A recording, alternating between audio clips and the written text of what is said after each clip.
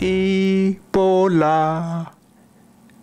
Hello, everybody. Welcome to Bilisuma Radio Show. Behind the microphone over here is Wayesa. Did you know that Ethiopian Airlines flies to Washington, D.C.?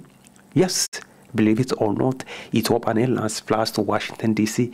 every day. And Ethiopian Airlines also flies to Sierra Leone and Liberia.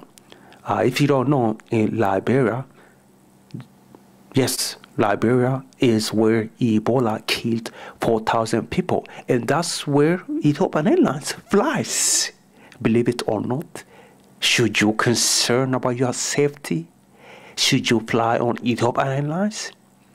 Think about it. Just think about it. Ebola had killed 4,000 people in Liberia. Now, think about it. Just think about it. Ebola already killed 4,000 people in Liberia. And Ethiopian Airlines continues to fly to Liberia, where, again, Ebola killed 4,000 people.